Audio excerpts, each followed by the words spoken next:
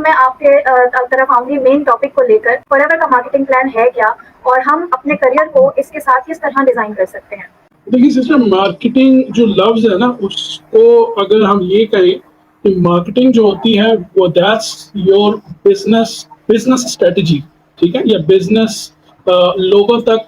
पहुंचने का जो तरीका होता है, दैट्स कॉल्ड मार्केटिंग, ठीक है। और इसीलिए आजकल, पहले जो टाइम था उसके अंदर आप सोशल मीडिया से पहले जो था, आप जो है वो ब्रॉडकास्ट मार्केटिंग सुनते थे। अब वो ब्रॉडकास्ट मार्केटिंग क्या होती है कि टीवी या रेडियोज या न्यूज़पेपर्स के ऊपर जो है अगर आपके इश्तिहारात आ जाते हैं तो दैट्स कॉल्ड ब्रॉडकास्ट मार्केटिंग। लेकिन अब क्योंकि बेसिकली डिजिटल दौर आ चुका है, तो अब वही काम जो है वो आपकी जगह ले ली है उसी चीज़ की, टीवी की या रेडियो की या न्यूज़पेपर की। डिजिटल मीडिया ने, वो डिजिटल मीडिया के अंदर जो सबसे इम्पोर्टेंट डिवाइस है, उस डिवाइस का नाम आ गया मोबाइल फ़ोन,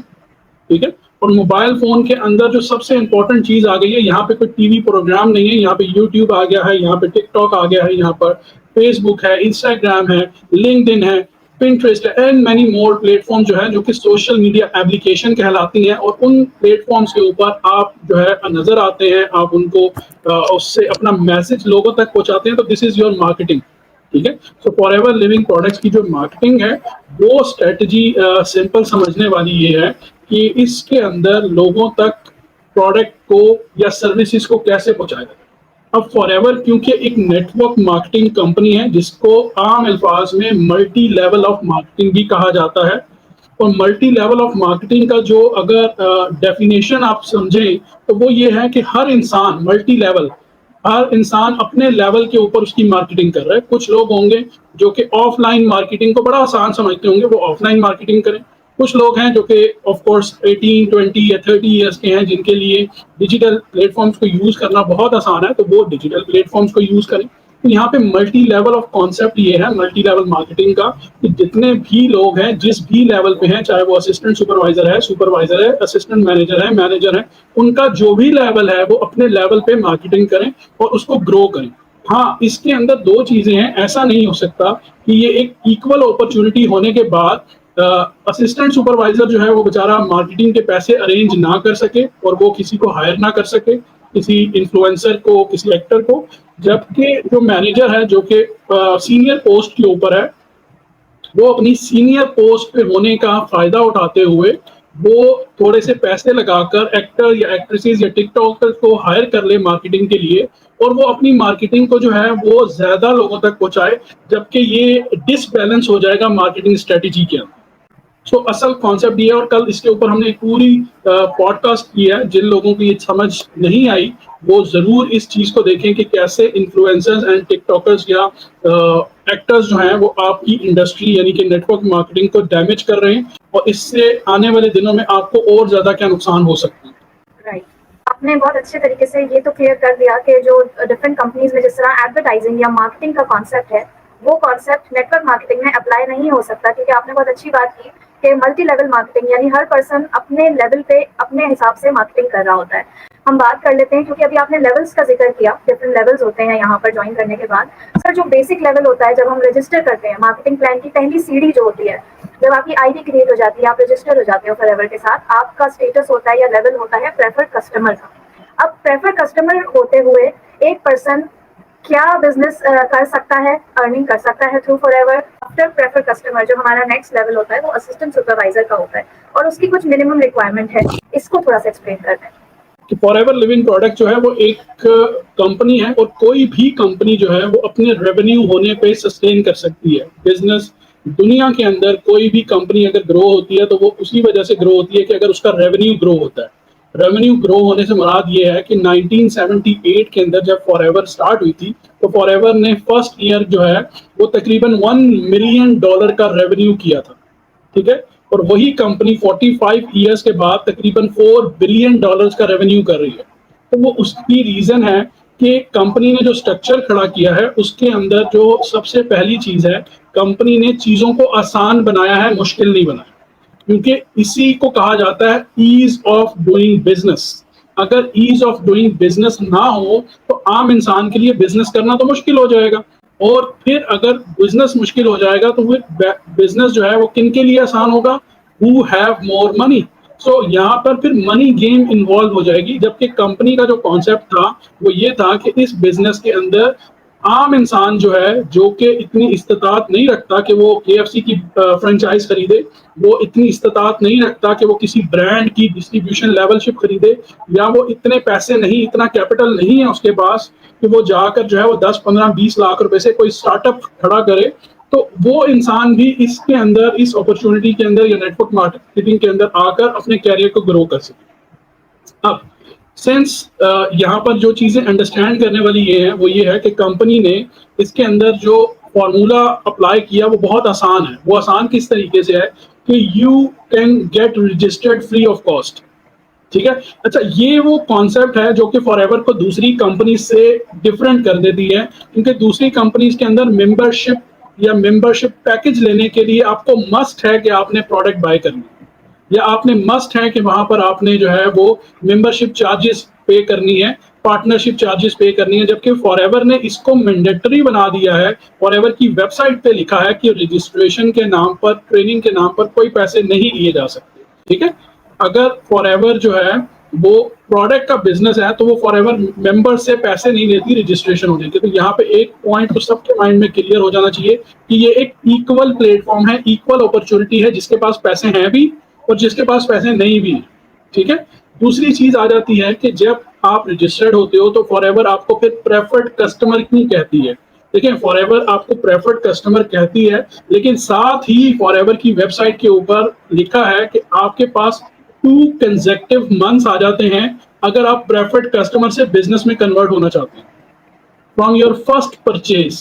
देखें, अगर फॉरएवर खाली रिक्रूटमेंट को जो है वो फोकस करती तो forever mandatory PC preferred customer को हटा के डायरेक्ट असिस्टेंट सुपरवाइजर रख देती। राइट, कंपनी है ना, कंपनी के पास रूल्स हैं, पावर्स हैं, तो कंपनी ऐसा कर सकती थी, लेकिन कंपनी ने ऐसा इसलिए नहीं किया बिकॉज कंपनी लोगों को इन्फोर्स नहीं करना चाहती कि आप डायरेक्ट जो है वो असिस्टेंट सुपरवाइजर बने। हाँ, अगर आपके पास पैसे हैं और आपको बिजनेस क्लियर हो गया है तो आप जरूर डायरेक्टली असिस्टेंट सुपरवाइजर बने, लेकिन अगर आपके पास पैसे नहीं है तो you don't need to worry. आपने सिंपल क्या करना है, रजिस्टर्ड करें, और रजिस्टर्ड करके जब आप अपना फर्स्ट बाय करते हो तो यू बिकेम प्रेफर्ड कस्टमर। अब आपके पास ऑप्शन ये है, you are preferred customers and you use a product within 1 week, you understand about product. तो आप एक हफ्ता उसको यूज करते हो, when you understand, when you get confidence, तब आप उस प्रोडक्ट को आगे लोगों तक पहुंचाना शुरू कर देते हो। And when you recommend the product, आपकी प्रोडक्ट सेल्स होती है, और जब आपकी प्रोडक्ट सेल होती है तो आपके पास 60 डेज हो जाते हैं कि उन 60 डेज में आप अपने 2cc को कंप्लीट करो। कंसेक्टिव मंथ्स उसको कहा जाता है, और 2cc कंप्लीट होने में आप ऑफिशियल तौर पर फॉरएवर बिजनेस ओनर भी बन जाते हो, कंपनी के पेरोल पे आ जाते हो। पेरोल से मुराद क्या है? पेरोल पे कोई इसको ये मत सोचे कि फिक्स सैलरी शुरू हो जाती है। पेरोल से मुराद ये होती है कि आप फॉरएवर लिविंग प्रोडक्ट्स के एथोराइज्ड डिस्ट्रीब्यूटर हो जाते हो, जो जितनी मेहनत करेगा उसको हर महीने की 15 तारीख को उसकी मेहनत का सिला कमीशन की सूरत में फॉरएवर उसको दे देगा। देखिए, 2cc इसलिए इंपॉर्टेंट है कि जब आप 2cc करते हो तो आप ऑफिशियली डिस्ट्रीब्यूटर बन जाते हो और आप अपनी टीम ग्रो कर सकती हो या कर सकते हो बेसिकली, कि जहां पर लोग भी बिजनेस कर सकें। ठीक है, कस्टमर की टीम तो आप पहले दिन से बना सकते हो, उसके अंदर तो कोई स्टॉप नहीं है आपको, लेकिन आपकी जो फ्रेंचाइज टीम है, जिसको आप डिस्ट्रीब्यूटर्स टीम कह सकते हो, उसको बनाने के लिए आपको असिस्टेंट सुपरवाइजर होना ही होना है, ताकि आप ऑफिशियल तौर के ऊपर अपने बिजनेस पार्टनर जो है वो बना सकें। मैंने इस तरह की एक्सप्लेनेशन अभी तक मार्केटिंग प्लान की नहीं सुनी, माशाल्लाह, thank you very much. Plus ये कि एक और मिसकंसेप्शन को क्लियर कर दें कि लोगों से ये भी कहा जाता है कि जी आप असिस्टेंट सुपरवाइजर बनने के लिए लाइसेंस परचेज कर लें। तो सर ये क्या कहानी है, थोड़ा सा गाइड कर दीजिए कि 2cc करने के और assistant supervisor and onwards manager तक का जो आपका प्लान होता है उसके बेनिफिट्स क्या हैं and why it is so important. आप जब बेसिकली असिस्टेंट सुपरवाइजर बनते हो तो वो रिक्वायरमेंट है आपकी, आप ऑफिशियल तौर के ऊपर डायरेक्ट सेलर जो बन रहे हो या आप मेंबर बन रहे हो जिन्होंने एथोराइज्ड डिस्ट्रीब्यूशनशिप फॉरएवर की, उसके अंदर आप ऐड हो गए हो, और उसके ऊपर फॉरएवर ने आपको एक नंबर अलाउ कर देती है जो कि पहले मैनुअली होता था। आज से 10 साल पहले अगर आप बात कर लें, बिकॉज उस टाइम इंटरनेट या इतनी सारी चीजें एडवांस नहीं थी, लेकिन अब जो है वो कंप्यूटराइज तरीके से आपको ऑटोमेटिकली एक नंबर असाइन हो जाता है कि जो आपकी रजिस्ट्रेशन के नाम पर और जो आपके नाम के साथ कनेक्टेड होता है, और उसके अंदर जो इंपॉर्टेंट चीज होती है वो ये होती है कि वो नंबर यूनिक होता है। अब लेट्स सपोज फॉरएवर के अंदर अगर देखा जाए तो तकरीबन फॉरएवर 160 से 70 मुल्कों में अपने बिजनेस को ऑपरेट कर रही है, जिसके अंदर फॉरएवर ने 45 साल में तकरीबन तकरीबन 6 to 8 मिलियन पीपल जो है वो उसके नेटवर्क के ऊपर काम कर रहे हैं। तो इसलिए उसमें बहुत सारे लोग होंगे जो एक नाम के होंगे, नाम मिलते जुलते होंगे। जब वो यूनिक आईडी मिल जाता है तो उसके अंदर जिस तरह हमारा नेशनल आईडी कार्ड होता है, तो नाम भले से सेम हो, भले से डेट ऑफ बर्थ आपकी सेम हो, लेकिन आपका जो आईडी कार्ड नंबर होता है वो यूनिक हो। तो इसी तरह फॉरएवर के अंदर भी आपकी जो फॉरएवर बिजनेस ऑनर आईडी होती है वो हमेशा यूनिक होती है, और उसका आप कभी भी मिक्सअप नहीं हो सकती, और उसी की बेस के ऊपर आपका जो इंटरनेशनल बिजनेस है या लोकल बिजनेस है वो ग्रो करता है, और उसी की बेस के ऊपर आपको जो आपकी मंथली पेमेंट्स हैं जो कि आप मेहनत करते हो तब मिलती हैं, तो वो आपको क्लियर होती है। अब असिस्टेंट सुपरवाइजर बनना क्यों जरूरी है? तो देखिए, असिस्टेंट सुपरवाइजर जिस तरह कोई भी अपॉर्चुनिटी हो, कोई इंसान अगर सिविल इंजीनियर बन रहा है तो उसकी अगर वो प्रैक्टिकल फील्ड में जाना चाहता है तो उसकी ख्वाहिश ये होगी कि पहले ही can understand the concept of civil engineer, ठीक है। और वो अगर एक सिविल इंजीनियर बन रहा है तो नेक्स्ट उसके पास डिग्री होगी, लेकिन उसका प्रैक्टिकल एक्सपीरियंस ये होगा कि मेरे पास ये है कि मैं किसी कंपनी में जॉब करूं as a civil engineer, then मैं अपनी फर्म खोलूं, देन मैं जो है कॉन्ट्रैक्टर बन जाऊं, देन मैं बिजनेस डेवलपर बन जाऊं, और एक टाइम ऐसा आए कि मैं जो है वो छोटी छोटी हाउसिंग सोसाइटीज बनाना शुरू कर दूं। तो हर इंसान किसी भी इंडस्ट्री में, same like doctor, same like any other field, तो हर इंसान के पास अपने कैरियर की इमेजिनेशन होती है कि मैं स्टार्ट यहाँ से कर रहा हूँ और ग्रो मैंने यहाँ पे करना। तो फॉरएवर के अंदर भी फॉरएवर ने एक स्ट्रक्चर जो है वो बिल्ड कर दिया है कि आप स्टार्ट करते हो पीसी से, प्राइवेट कस्टमर से, फिर आप जो है बेसिकली असिस्टेंट सुपरवाइजर बनते हो, और असिस्टेंट सुपरवाइजर बन जाना के बाद आपने जो काम करना है वही आपने पहले भी करना है, ठीक है। तो सेम जॉब टास्क जो है वो सेम ही होगी, लेकिन असिस्टेंट सुपरवाइजर के बाद your next goal should be कि आप सुपरवाइजर बनो। उसके बाद आपका गोल जो है वो assistant manager and then manager. तो इसी तरीके से जब आप अपनी नेक्स्ट मंजिल को हासिल करते रहते हो तो ऑफ कोर्स आपका पे रेज भी हो जाता है, ऑफ कोर्स उसके अंदर आपके जो कमीशन के डिस्काउंट्स हैं वो भी ज्यादा होते जाते हैं। लेट्स सपोज जब आप सिर्फ प्रेफर्ड कस्टमर हो, you will be getting like 5% on your personal project purchase and your sales, लेकिन जब आप असिस्टेंट सुपरवाइजर हो तो यू विल बी गेटिंग 30+5 यानी कि 35%, और जब आप बेसिकली सुपरवाइजर हो तो यू विल बी गेटिंग 30+8 यानी कि 38% प्रॉफिट और कमीशन। एंड जब आप असिस्टेंट मैनेजर होते हो तो तब आपको 30+13 यानी कि